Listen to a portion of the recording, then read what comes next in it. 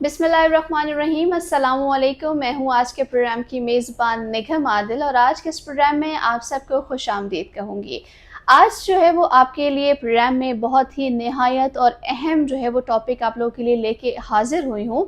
और आज जो है वो हमारे साथ बहुत ही मोअज़्ज़ज़ और काबिल एहतराम डॉक्टर सज्जाद अहमद मौजूद हैं, जो कि दिमाग, रीढ़ की हड्डी और इसके अलावा मुख्तलिफ असाबी बीमारियों के हवाले से जो है वो काम कर रहे हैं।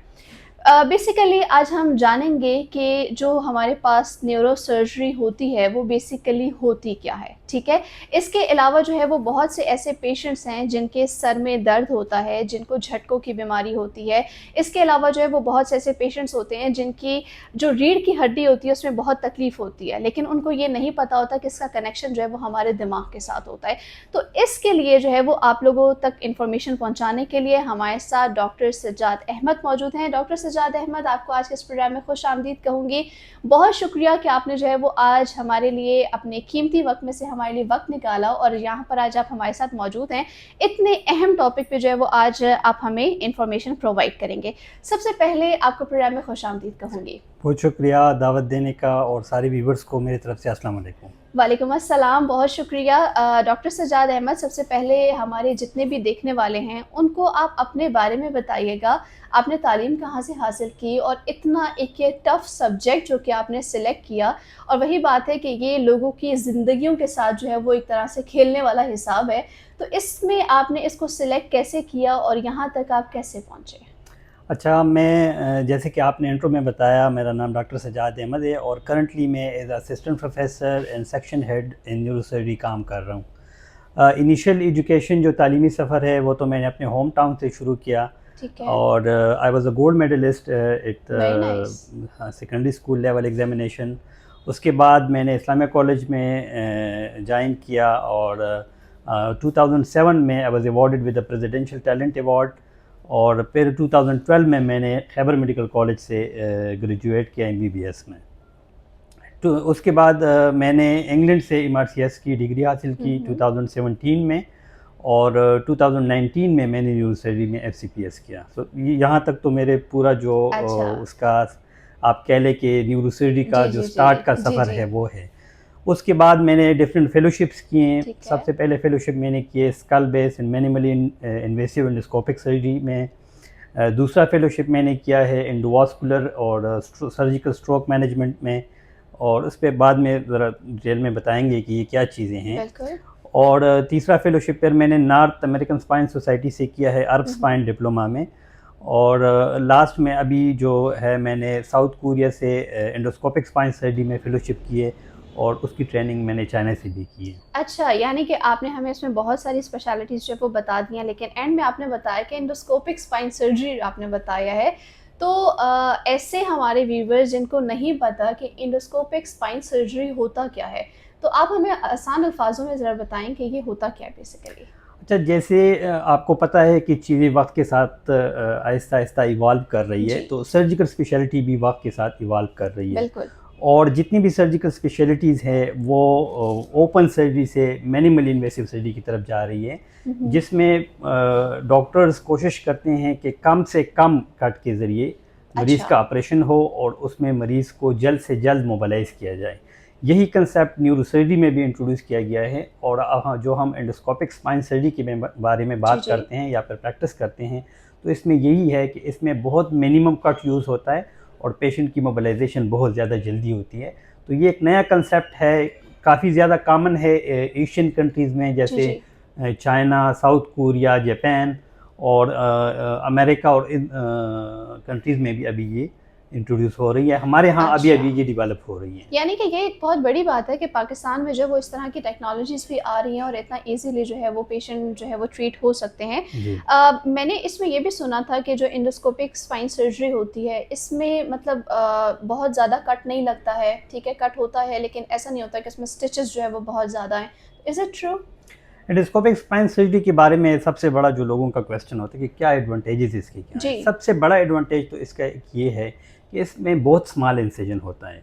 इसमें अच्छा। आपको एक स्टिच की ज़रूरत होती है ठीक और है। उस स्मॉल इंसिजन की वजह से एक तो ज़्यादातर अगर आप बहुत ज़्यादा एक्सपीरियंस है तो आप उसको लोकल एनेस्थीसिया पे भी कर सकते हैं कि मतलब ऑपरेशन के दौरान मरीज़ जागा हुआ है, उसको अपनी सारी सर्जरी के बारे में अच्छा। पता ओके, होता है। ठीक है। दूसरी बात ये है कि जब आप इंसिजन बहुत छोटा इस्तेमाल करते हैं, जी। आपका टाइम बहुत कम लगता जी, है जी। और उसमें जितनी भी कॉम्प्लिकेशन और पेचीदगियों के चांसेस है वो बहुत ज़्यादा कम हो जाते हैं। ठीक जैसे है। अब ऑपरेशन के बाद ज़ख्म का ख़राब होना हुँ, या फिर हुँ। उसमें खून का जम जाना या हुँ, और हुँ। जितनी ज़्यादा कॉम्प्लिकेशंस हैं, तो वो बहुत मिनिमाइज़ हो जाते हैं उस स्मॉल सही। इंसिजन साइज़ के साथ। तो ये तो एक सबसे बड़ा फ़ायदा है। जी। दूसरा जो सबसे इम्पोर्टेंट एडवांटेज इसका ये है कि चूँकि स्टिच बहुत छोटा होता है, उसमें मसल कटिंग, बोन कटिंग ये हुँ। चीज़ें बिल्कुल नहीं होती, तो मरीज़ बहुत जल्दी मोबिलाइज़ हो जाता है। आप ऐसे समझ लें कि सुबह को उसकी सर्जरी हो जाती है और शाम को मरीज़ इवन हम ये सर्जरी का प्रोसीजर अब डे केस बेसिस पे भी करते हैं कि सही। सुबह को उनकी सर्जरी हो जाती है, शाम को वापस अपने घर जा सकते हैं। वेरी नाइस, ये तो बहुत अच्छी बात है। तो अभी तक आपने ये सर्जरीज़ की हैं, तो आपके पेशेंट्स का फीडबैक कैसा आ रहा है आपके लिए कि मतलब ये उनके लिए कितना ज़्यादा फ़ायदेमंद रहा है? हमने फॉर द लास्ट 6 मंथ मैं ये कर रहा हूँ पाकिस्तान में। लास्ट जो मैंने ट्रेनिंग ली है साउथ जी, कोरिया जी। से, उसके बाद 6 मंथ में हमने शुरू किए और काफ़ी ज़्यादा पेशेंट्स हमने ऑपरेट किए और उनका बहुत पॉजिटिव फीडबैक है इस हवाले से। और टाइम टू टाइम हम इसको अपने सोशल मीडिया जितने भी हमारे ग्रुप्स हैं उसमें हम शेयर करते रहते हैं। लेकिन पेशेंट का सेटिस्फेक्शन रेट इससे काफ़ी ज़्यादा हाई है और अच्छा। कॉम्प्लिकेशन रेट बहुत कम है। ठीक है, क्योंकि ये एक सर्जरी में यही सबसे ज़्यादा एक इम्पॉर्टेंट चीज़ होती है कि पेशेंट का फीडबैक कैसा आ रहा है, पेशेंट सैटिस्फाइड है या नहीं है। जी। इसके अलावा जो पेशेंट्स मतलब जैसे आपने कहा कि पेशेंट्स जो है वो काफ़ी इससे सैटिस्फाइड हैं, बट बहुत से ऐसे पेशेंट्स हैं जो कि ये सर्जरी कराते हुए डरते हुए भी हैं, ठीक है? और उनका एक क्वेश्चन ये भी होता है कि इसकी वजह से जो है वो हम पैरालाइज़ तो नहीं हो जाएँगे?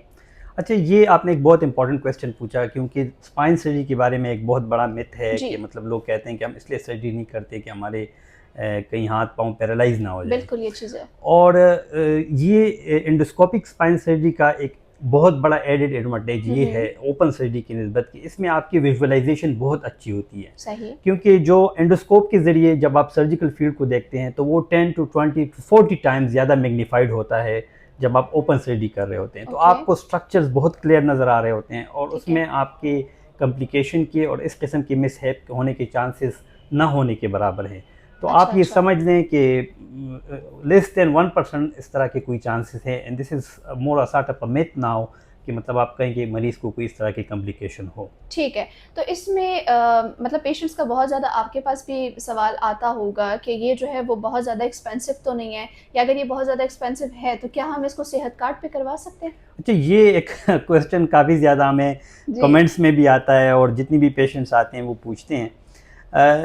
इसमें जितनी भी टूल्स यूज़ होते हैं तो जी, आपको जी। पता है जो भी नई टेक्नोलॉजी मार्केट में आती है तो वो काफ़ी एक्सपेंसिव होती है। जी, जब वक्त के साथ वो इवाल्व करती है फिर उसकी प्राइस भी, वो अवेलेबिलिटी उसकी बिल्कुल, इंक्रीज़ होती है तो प्राइस भी बिल्कुल। कम होना शुरू हो जाता है। और चूँकि ये नई टेक्नोलॉजी है और करंटली इंट्रोड्यूस हुई है तो काफ़ी इसमें जो चीज़ें इस्तेमाल होती हैं वो जी, जी। एक्सपेंसिव हैं। बिल्कुल, तो इसलिए ये पूरा ट्रीटमेंट सेहत कार्ड में वो कवर नहीं होता और ये सही। उसमें इंक्लूड नहीं है। लेकिन फिर भी हमारी कोशिश होती है कि जितने मिनिमल पॉसिबल चार्जेस में हम पेशेंट्स को ये जी, सर्विस प्रोवाइड कर सकें तो वो हम करते हैं। तो ठीक है। सेहत कार्ड में तो सच अवेलेबल नहीं है लेकिन हमने इसकी बहुत ज़्यादा मिनिमम चार्जेस रखे हुए हैं ताकि पेशेंट्स जितनी भी हो जी। ये फैसिलिटीज़ अवेल कर सकें। चलें, ये तो अच्छी बात है लेकिन मतलब ये तो आपने अपनी स्पेशलिटी बता दी है, लेकिन इसके अलावा आप कौन-कौन से प्रोसीजर्स कर सकते हैं? अच्छा, ये तो हमने एंडोस्कोपिक स्पाइन सर्जरी की जी, बात कर ली। अब मैं ज़रा एक और आपको एंडोस्कोपिक का वो एस्पेक्ट बताता हूँ कि जी। एंडोस्कोप सिर्फ हम स्पाइन में यूज़ नहीं करते बल्कि इसका एक बहुत बड़ा यूज़ जो है ना वो क्रीनियल प्रोसीजर्स जो दिमाग के रसूली होती है जी, उसमें हम करते हैं।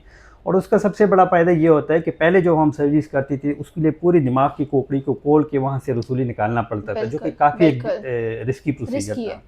लेकिन अब जो हम करते हैं उसको हम थ्रू द नोज़ जाते हैं, उसमें कोई इंसिजन वगैरह कोई टाँका नहीं आता और कैमरे के ज़रिए रसूली को हटा के जो है ना मरीज़ बिल्कुल नेक्स्ट डे अपने घर जा सकते हैं। उस पे कोई आपको स्टिच, स्कार वगैरह कुछ भी नज़र नहीं आएगा। अच्छा, अच्छा। तो ये एक और मॉडलिटी ठीक है। है एंडोस्कोपिक सर्जरी की जो कि अब हमारे पास अवेलेबल हैं और इसकी हुँ, हुँ। प्रोसीजर्स हम करते हैं काफ़ी ज़्यादा और बहुत ज़्यादा इसका हाई सक्सेस रेट है। अच्छा, इसके अलावा एक और एंडोस्कोपिक सर्जरी का कंपोनेंट है। अक्सर बच्चों में आपने देखा होगा कुछ ऐसे बच्चे होते हैं जिनकी पैदाइशी सर में पानी बहुत ज़्यादा होता है, उसको ये बहुत एक कॉमन इशू है, बहुत कॉमन इशू है, उसको हाइड्रोकेफलस कहते हैं। और कन्वेंशनली हम उसको ट्रीट करने के लिए क्या करते थे कि उसमें से एक पाइप डालते थे, वो पाइप के ज़रिए स्किन के नीचे जो जाता था, पाइप के ज़रिए वो पानी सर से नीचे एब्डोमेन में उसको शांट कर देते थे। अब एक जदीद जो हम एंडोस्कोपिक सर्जरी के ज़रिए एक तरीक़ाकार है, उसको हम एंडोस्कोपिक सर्जरी के ज़रिए एक स्टेज से उसके लिए एक ट्रैक बना देते हैं, उसमें कोई शंट वगैरह की ज़रूरत नहीं आती। और बहुत ज़्यादा इससे मरीज़ों को कॉम्प्लिकेशंस होते थे, ये शंट की वजह से इन्फेक्शन और शंट माइग्रेशन और रिविजन बार बार करनी पड़ती थी, और लाइफ टाइम पेशेंट जो है ना वो ट्रीट हो जाता है। तो ये सारे जो जितनी भी फैसिलिटीज़ हैं एंडोस्कोपिक स्पाइन सर्जरी की। अच्छा, एक और कंडीशन अक्सर हम इसको क्रेनियोसाइनोस्टोसिस, जो बच्चों में पैदाइशी तौर पर बच्चों का जो सर के जोड़ हैं वो पहले से जुड़ जाते हैं और सर बहुत छोटा रह जाता है, तो उसमें हम अब ये एंडोस्कोप के ज़रिए सिंगल स्टेज के ज़रिए पूरे उस जोड़ों को खोलते हैं और उनका बिल्कुल माइलस्टोन्स और ग्रोथ जो है ना सारे नॉर्मल हो जाते हैं। तो ये सारे नई मॉडलिटीज़ आ गई हैं एंडोस्कोपिक स्पाइन सर्जरी में। तो ये तो हमारे एंडोस्कोपिक सर्जरी स्पाइन का कंपोनेंट है। इसके अलावा हमारे पास न्यूरोसर्जरी बहुत एक ब्रॉडर डोमेन है, और इसमें हमारे पास क्रीनियल बहुत सारी प्रोसीजर्स हैं जिसमें ब्रेन के दिमाग के मतलब आपने जो बात की, इसके अलावा और कौन कौन से मरीज़ आपके पास आते हैं? ज़्यादातर हमारे पास दो, जो ब्रॉडली में अगर इनको डिवाइड करूं तो दो किस्म के पेशेंट्स होते हैं। या तो उनको क्रीनियल इशू होता है जो सर के मसले होते हैं, जो कि ज़्यादातर प्रेजेंट करते हैं सर दर्द के साथ या फिर उल्टियों के साथ या मतली के साथ। ठीक है। और दूसरा जो कॉमन कंपोनेंट है पेशेंट्स का, वो बैक एक के साथ आते हैं, जो स्पाइन इश्यूज होते हैं। बिल्कुल। और इसमें से ज़्यादातर स्पाइन में तो जैसे हमने बताया कि डिस्क प्रोलैप्स और स्टेनोसिस, इस तरह के इश्यूज बहुत ज़्यादा हैं कि मतलब रगों नसों का बंद हो जाना या नसों पे जोर, उसकी वजह से मरीज़ चल नहीं सकता, उनको कमर में दर्द होता है। और ब्रेन में जो ज़्यादातर इश्यूज हैं तो उसमें सबसे कॉमन तो हमारी रीजन में, स्पेशली हमारे पास जो अफ़गानिस्तान से पेशेंट आते हैं उसमें बहुत हाई उसकी परसेंटेज हैं कि उसमें दिमाग में रसूली होती है जी। और उनके साथ उसको ये सिम्टम्स हो रहे होते हैं, तो उनका बर वक्त इलाज बहुत ज़्यादा ज़रूरी होता है। ठीक है। दूसरा एक और इम्पॉर्टेंट कंपोनेंट जो अब हमारे माशरे में बहुत ज़्यादा है, स्पेशली फीमेल्स में, जिसको हम ट्राइजेमिनल न्यूरल्जिया कहते हैं, इसमें मरीज़ को चेहरे में बहुत सख्त दर्द होता है और वो दिमाग में उसकी नसें, उस नसों पे जोर होता है, तो उसकी सर्जरी भी हम इसके ज़रिए करते हैं। और वो नसों का जब भी वो प्रेशर रिलीज़ होता है तो पेशेंट को इमीडिएट रिलीफ मिलता है। अच्छा, तो इसमें मैंने ये भी सुना है कि बहुत से ऐसे पेशेंट्स होते हैं जिनको बहुत ज़्यादा स्ट्रेस होता है या बहुत डिप्रेशन में चले जाते हैं, तो उनको भी इस चीज़ की ज़रूरत होती है, या डिप्रेशन का या स्ट्रेस का इससे कोई लिंक नहीं होता? अच्छा, ये जो आप जिस स्पेशलिटी का न्यूरोसर्जरी के कंपोनेंट का बता रहे हैं, इसको हम न्यूरोसाइकियाट्री कहते हैं। ओके। और न्यूरोसाइकियाट्री आप समझ लें कि जो न्यूरोसर्जरी के 6 ब्रांचेस हैं, इसमें से सबसे आखिरी और सबसे एडवांस ब्रांच है। अच्छा। जो कि करंटली हमारी सोसाइटी में, हमारे सेटअप में प्रैक्टिस नहीं हो रही। सही। और ये आप समझ लें कि ये आप रिसर्च फेजेस में हैं कि in the very near future most probably neurosurgeon will be able to treat anxiety and depression with the surgical procedures. तो ये अभी इवाल्व कर रही है। ठीक है, thank you so much sir. और इसके अलावा जो है वो हमारे साथ आज डॉक्टर सज्जाद अहमद जो है वो यहाँ पर हमारे साथ मौजूद हैं, जो कि हमें बहुत एक अच्छे मौजू पे जो है वो हमें इतना डिटेल में गाइड कर रहे हैं। और आई नो कि बहुत से आपके ऐसे सवालात होंगे जिनके सवालात के जवाब आपको मिल गए होंगे। बाकी डॉक्टर सज्जाद अहमद, आपसे मैं रिक्वेस्ट करूँगी कि आपने हमें आज इतना अच्छा यहाँ पर टाइम दिया है। आखिर में हमारे जितने भी व्यूवर्स इस टाइम पे आपको देख रहे हैं, जहाँ जहाँ तक आपको देखा जा रहा है या जहाँ जहाँ तक आपकी आवाज़ सुनी जा रही है, उनको आखिर में क्या मैसेज आप देना चाहेंगे? अच्छा, पहले तो बहुत शुक्रिया, आपकी तवज्जो से व्यूवर्स को हमारा ये मैसेज पहुँच रहा है। और क्योंकि बहुत से ऐसे पेशेंट्स हैं जो कि आपसे रब्ता भी करना चाहेंगे, तो वो आपसे रब्ता कैसे कर सकते हैं, या आप जो है वो उनको आखिर में मैसेज क्या देना चाहेंगे? अच्छा, मैसेज तो पेशेंट्स के लिए मेरी तरफ से यही है कि जितनी भी बैकएक के पेशेंट्स हैं जिनको कमर का दर्द होता है, उसमें से 90%, 100 में से 90% मरीज़ ऐसे होते हैं जिनको ऑपरेशन की ज़रूरत नहीं होती। ठीक है। और एक ये है कि 90% लोग ज़िंदगी में एक दफ़ा बैकएक ज़रूर एक्सपीरियंस करते हैं। ठीक है। तो ये नहीं है कि जिस मरीज़ को भी बैकएक है उसको सर्जरी होनी है। तो ये मिथ आप अपने दिमाग से निकाल लें। लेकिन ये ज़रूरी है कि आप किसी भी करीबी अपने न्यूरोसर्जन के पास जाएं, जो उसके रेड फ्लैग्स हैं वो उसको आइडेंटिफाई करें कि कोई ऐसा इशू तो नहीं है जिसको आपको इमीडिएटली ट्रीट करना है। तो अगर वो इशू नहीं है तो 90% of the patient can be treated easily and without any surgical procedures. सही। यही मैसेज उसके हवाले से भी है जो हेडेक के पेशेंट्स होते हैं। और हेडेक के पेशेंट्स में स्पेशली दो चीज़ों का मैं बताऊंगा।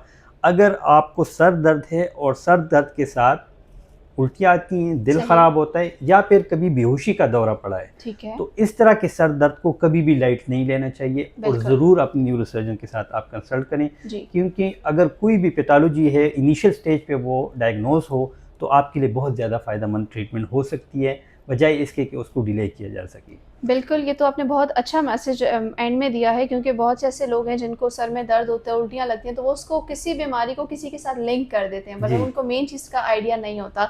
तो वैसे अगर पेशेंट्स आपके साथ कांटेक्ट करना चाहें तो किस तरह कर सकते हैं फिर? अच्छा, कांटेक्ट का सबसे इजी तरीका ये है कि हमारा जो लिंक है वो बायो में मौजूद है, उसमें हमारा जी। कांटेक्ट नंबर भी है। उस पे आप व्हाट्सएप भी कर सकते हैं और उस पे आप 24/7 कॉल कर सकते हैं। आपको फीडबैक भी दिया जाएगा और आपको डायरेक्ट किया जाएगा कि ठीक आपको है। क्या करना चाहिए। थैंक यू सो मच, बहुत शुक्रिया आपका, आपके टाइम का। तो बिल्कुल जनाब, हमारे साथ डॉक्टर सज्जाद अहमद जो है वो मौजूद थे। इंशाल्लाह दोबारा आप लोग के साथ जो है वो मुलाकात होगी डॉक्टर सज्जाद अहमद के साथ ही। एक सेकंड जो पॉडकास्ट है वो आप लोग के साथ इंशाल्लाह शेयर करेंगे एक नए टॉपिक पे। मुझे और डॉक्टर सज्जाद अहमद को नेक्स्ट प्रोग्राम तक के लिए दीजिएगा इजाज़त। इंशाल्लाह है हयात तो आप लोगों से दोबारा मुलाकात। Till then take care, have a good time, अल्लाह हाफ़िज़। Thank you so much. अल्लाह हाफ़िज़।